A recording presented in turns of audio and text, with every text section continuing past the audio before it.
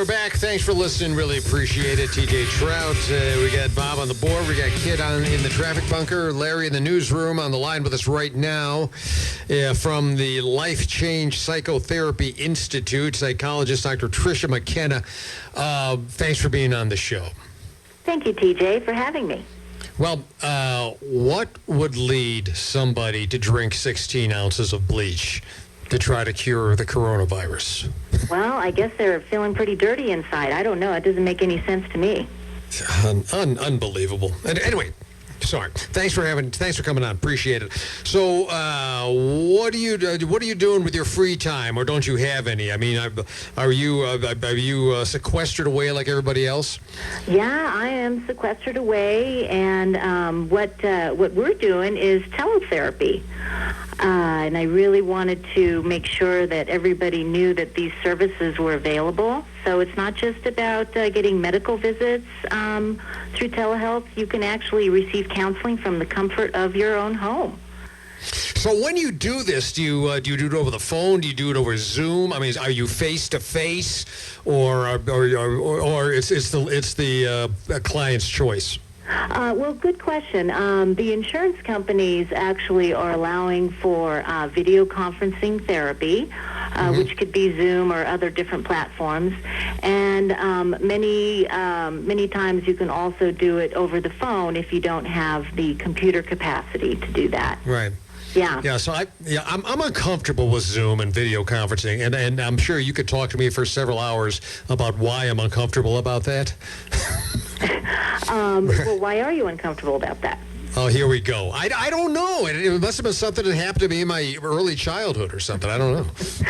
Well, it is an artificial way of communicating, and it is via the computer. So it's not as good as face to face. But I think, given the circumstances we're under, it's been a really wonderful, viable way to reach people who can't get out and get that counseling that they need.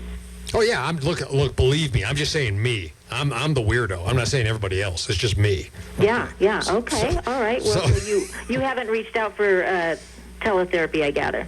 No, not yet. Like, hey, so have you seen, like, in the last 6 weeks an uptick in calls and in need? Well, actually, I think we have, and I really also wanted to do a shout-out for any healthcare professionals who are feeling like they could use some extra help now. Maybe they didn't have time initially. Maybe they could make a little bit of time now. That story of that emergency room physician in New York who ended up taking her own life just really broke my heart. And I know you've been encouraging healthcare providers to call in all week long. Yeah. So, boy, if we could encourage them to do that, it would also give permission to their coworkers to do that. Right. And I think a lot of that is, and I'm saying, I don't know this for a fact. I think management does not want them to call in. I don't think they want them to go public with anything. Yeah, and I mean, I've even given them the opportunity. Look, if you want to call and vent, or just and remain anonymous, just do it. And I'm sure with you too. But I was going to bring up the suicide in New York. That was a terrible thing, because we're almost looking at battle fatigue now, aren't we? And then we are. I'm sure you're going to be dealing with, like, post-traumatic stress with some of these people. Oh yes, yeah, it is going to be post-traumatic stress, and the sooner they can reach out, the higher likelihood they're going to have of having an easier time recovering. And that's why the timing of this is so important. I believe that New Mexico even put together a healthcare worker and first responder support line just for healthcare professionals. And there's a toll-free number for them to even call if they don't feel like they can do a teletherapy session.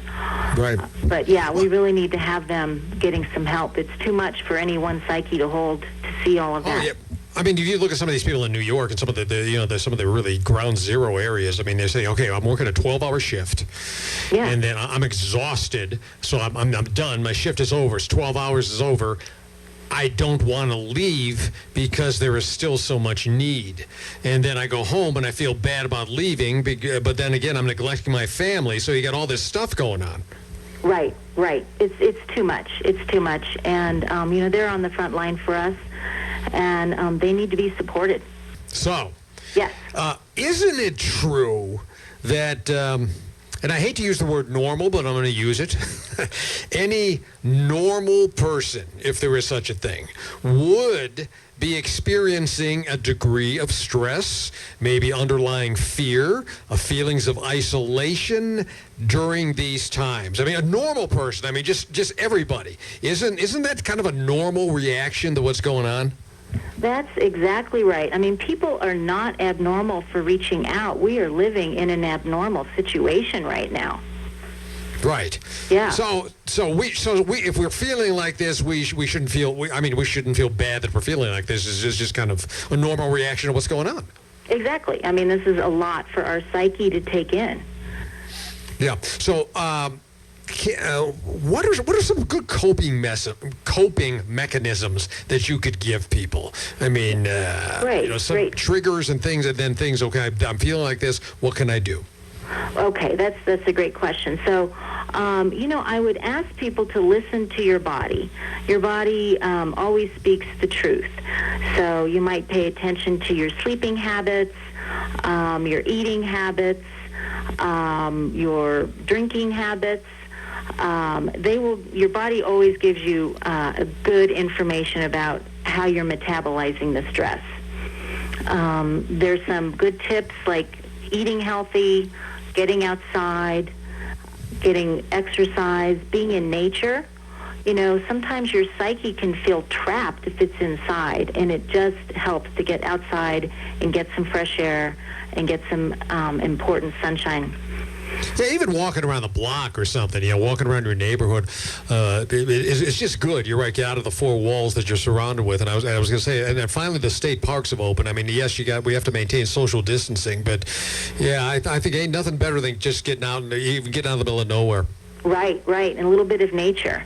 Yeah. And then also, good idea if you realize that you are feeling isolated and then also lonely. I mean, you might be living alone but not feeling lonely. But if you're recognizing that you are starting to feel lonely, you need to connect with people, and it might be virtually, or it might be over the phone, or it might be connecting with neighbors using that social distancing. I was going to ask you about that too, about people who are living alone, because I was thinking about it. I was saying, okay, do you think that this is harder for people who are living alone, live alone, or are people who are living alone kind of, okay, we're kind of used to this anyway, so it's not that much of a difference? Which is it?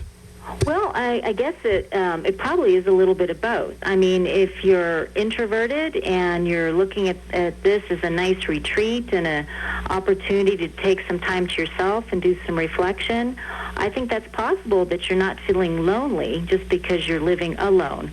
But for others who are used to being around people and, miss not being able to go to work or to connect, it could have a real detrimental effect.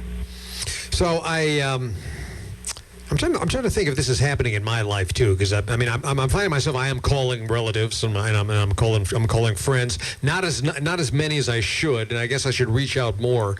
But I was watching TV this morning that somebody was saying that we're discovering layers of friends. Meaning, I guess the phenomenon is with all this time in isolation, we're starting to connect with people that we haven't talked to in years. Mm-hmm. And we said, so why might this be? Well, I think since you are maybe having time to reflect and be by yourself, you might be connecting back up with memories of friends, memories of connections that you used to have. And people have more time on their hands to talk now and to stay on the line and to maybe engage in a conversation. Yeah, I just go far too deep in self-reflection. I got all this time on my hands, so I'm, all the huge mistakes I made in my life. Oh dear. I feel a therapy session coming on. No, but I guess that does happen when you have some solitude, right? Because, I mean, your mind tends to wander. Your mind tends to focus on yourself probably more than it normally would. Yeah, you do have more time to reflect, and that doesn't have to be a bad thing, though, right? You could be connecting up with your emotions for the first time in your life. Yeah. Well, it depends how much self-loathing you have, Yes, that's right. How much of that is on board? Indeed. All right, we're talking to psychologist Dr. Tricia McKenna from the Life Change Psychotherapy Institute. The number, if you want to talk to her, you need some help, 271-5050. We're going to do the news break. Tricia will be back on the other side. All right, thanks for listening. We're back. TJ Trout. We also have psychologist Dr. Tricia McKenna on from the Life Change Psychotherapy Institute. Need some help, need some therapy, need to talk to somebody, 271-5050. Tricia, thanks for being on with us. I have invited our news guy, Mike Gaba, into the studio because I think he needs to talk to you. He didn't mean anything by that, Doctor. He really didn't. I'll deal with you later, Trout. Yeah, sure. Now, tell me something, Doc. I'm curious to know, of course, the coronavirus has been like a tornado or a hurricane. It's a disaster, but it's so long-lasting, and there's so many things that are out of control for the average person. Have they shown any signs that this may have an effect like PTSD for people? Well, I think that it is very likely it is going to have post-traumatic stress disorder symptoms, right? Being exposed to this level of trauma for this length of time can cause, very, very difficult symptoms in folks. Just even being isolated and not being able to engage in society is tough. But, there are definite things people can do to help themselves. Now, during the SARS epidemic in 2003, there was a 30% increase in suicide in people over 65. Is that something that maybe we should be looking out for, or certainly pay more attention towards mental health and the mental stress? We absolutely need to be paying attention to the mental health and encouraging folks not to wait long to get help, that the longer they wait, the more complicated things can get.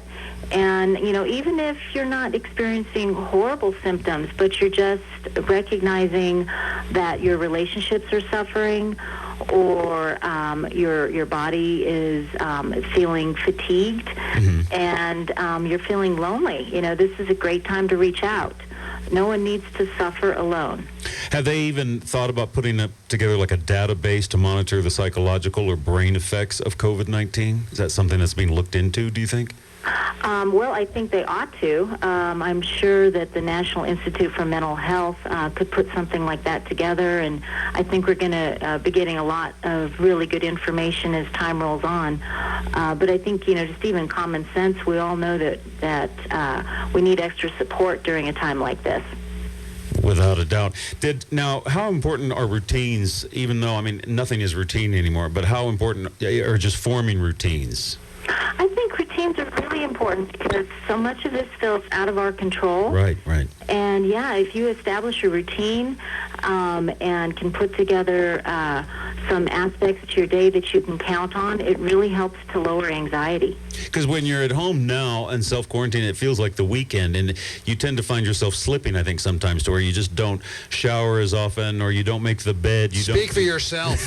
I'm talking about a friend of mine, R.K. Trout. All right. But how do you get out of that swing to tell yourself, I've got to keep my routines going? Well, you could actually make a list. You could write down some things during your day that you like to do.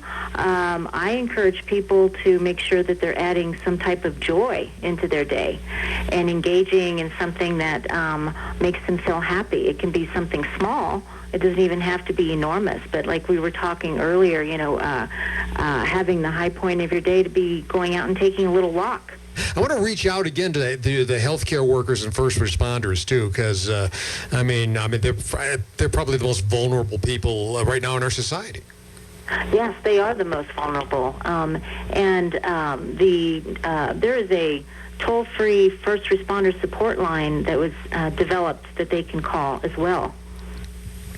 I have that phone number. Yeah, sure. Please give it to us. 855-507-5509. And that's dedicated to just helping health professionals. Sure. Okay. Let's talk about couples just for a minute or two. Obviously, couples experience problems too. Obviously, different from singles. I guess the good thing is you're not alone when you're all cooped up. But the bad thing is the two of you are cooped up together. Yes, they are. Yes, they are. It's been like the best of times and the worst of times, I think, for couples. I think some couples have probably found that they are enjoying themselves immensely and they're having more time to spend together. I've heard beautiful stories of couples connecting deeply like they did when they were first married. But there are also couples who were pretty stressed before this occurred, and that stress has just intensified. Well, I guess a lot of it has to do with the kind of relationship that you've had before you are stressed, before you put it into a stressful situation. Absolutely. That makes an enormous difference. And, you find out a lot about your mate during this time. Do you have common interests anymore?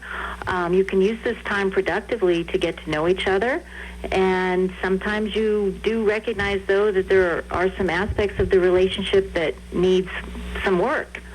But that's a good discovery to find out. Yeah, and I'm not speaking from personal experience. Of course not. But it seems to me, maybe if you agree or not, one of the really important things is not to let the little things turn into big things. I guess small personality traits that annoy the other person can have the potential to loom larger when there's I'm not going to say no escape, but you know what I mean. Yeah, absolutely. I mean, you kind of start to get on each other's nerves maybe, and you don't have other outlets to distract you, and so you're staring at each other a lot more and spending more time together. It only makes sense that there may be things that you realize are difficult about your partner, but you can always talk about it. There's lots of time to be talking about it. And I really want to encourage people not to make any drastic decisions about anything during this abnormal time in our life right now. Just be observing and connecting, but don't make any major decisions. All right, there has been an we got to take another traffic break, but there has been an uptick in divorce filings, I understand. Well, that doesn't surprise me. Right, all right. Hold on a second. So, talking to psychologist Dr. Tricia McKenna. All right. Again, Tricia, thank you very much for being on with us. Hopefully we did a little good this afternoon. Oh, it's been my pleasure. Yep. Your the contact number again, 271-5050. What's the website? Lifechangetherapy.net.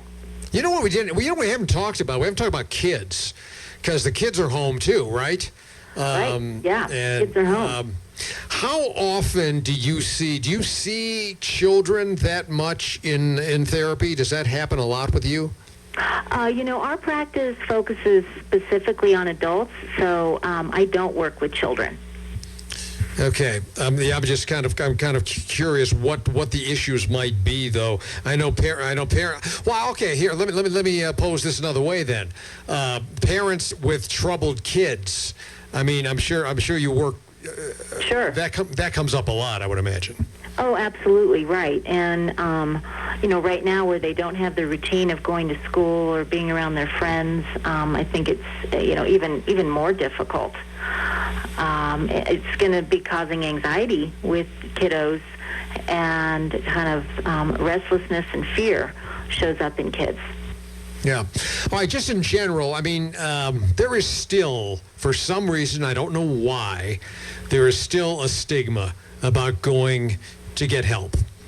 And, the way I look at it is everybody at some point in their life, everybody freaks out at some point. Everybody has a midlife crisis. Everybody has a mental, not to say a break, but problems that they need talking through. Why does the stigma still exist? Oh, what a great question. I think that we're raised in our society to think that we're supposed to know all the answers to help ourselves, especially if we're intelligent. We should know how to fix ourselves. And, it's important that we can share our burdens. And our brain likes to name our emotions and express emotions. There's a natural relaxation effect that happens in our brain when we can name what's going on. And our body likes to express and to connect. But there is a lot of stigma still about reaching out for help. Yeah. Yeah, it's too bad, really. And it's interesting being in the communications business that I've been in my entire career. This is what I've done. Number one, I found people in the communications business very often are very bad at communicating. And then I start to notice that with people and couples you have over, and some people just have a hard time talking with each other a lot. Yeah. Opening up and being vulnerable can be Well, it's a sign of weakness, though, a lot of times, isn't it? I mean, I should be able to, I don't need to tell you my problems. I should be able to handle this myself. I suppose it is really thought of as a weakness, but I think most of us can agree that when we've been around people and they've shared openly and authentically, we feel closer to them, we feel safer, and we want to share more ourselves. Yeah, I just want to tell them to shut up. I'm kidding. Well, maybe it depends. It depends who's speaking. There you go. Hey, thank you again. We got to go. This is, again, psychologist Dr. Tricia McKenna, Life Change Psychotherapy Institute, 271-5050. And when everything opens up back up again, where are you? You're up on Eubank? Yeah, we're at 1200 Eubank between Lomas and Constitution.